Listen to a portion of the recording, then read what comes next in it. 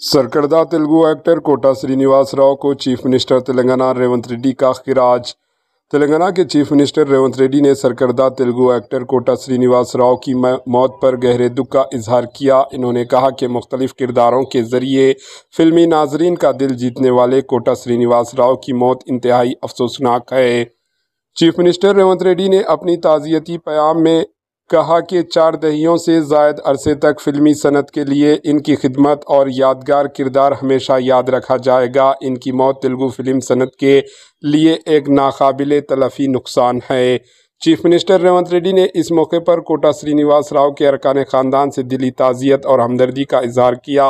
इन्होंने ये भी याद दिलाया कि कोटा श्रीनिवास राव ने 1999 में विजयवाड़ा से MLA के तौर पर कामयाबी हासिल करते हुए अवामी खिदमत अंजाम दी थी। मशहूर तेलुगु एक्टर कोटा श्रीनिवास राव तवील अलालत के बाद हैदराबाद में चल बसे। इनकी उम्र 83 साल की थी। अपनी पुरअसर अदाकारी और नाकाबिले फरामोश किरदारों के लिए शोहरत पाने वाले तेलुगु एक्टर कोटा श्रीनिवास राव की मौत तेलुगु फिल्मी दुनिया में एक नाकाबिले तलफ़ी खला छोड़ गई है।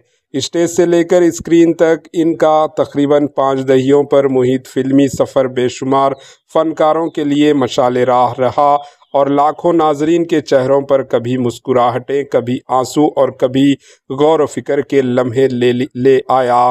फिल्मी दुनिया में कदम रखने से कबल इन्होंने BSc की डिग्री हासिल की और कुछ अरसे स्टेट बैंक में जॉब भी की। ताहम इनके अंदर छुपा फनकार थिएटर के ज़रिए उभरा और फिर जल्द ही फिल्मी दुनिया ने इन्हें पुकारा। इनका फिल्मी सफ़र 1978 में शुरू हुआ और फिर वो कभी पीछे मुड़कर नहीं देखा। कोटा श्रीनिवास राव का फिल्मी सफ़र हैरत अंगेज़ हद तक वसी है। इन्होंने 750 से ज़ायद फिल्मों में काम किया, जिनमें तेलुगु, तमिल, हिंदी, कन्नड़ और मलयालम ज़ुबानों की फिल्में शामिल है। वो इन गिने चुने अदाकारों में से थे जो सिर्फ़ एक नज़र या एक जुमले से नाजरीन को हंसा भी सकते थे, खौफजदा भी कर सकते थे, नफ़रत भी दिला सकते थे और मोहब्बत भी जता सकते थे। अब वो नहीं रहे। Bureau report, AHN news.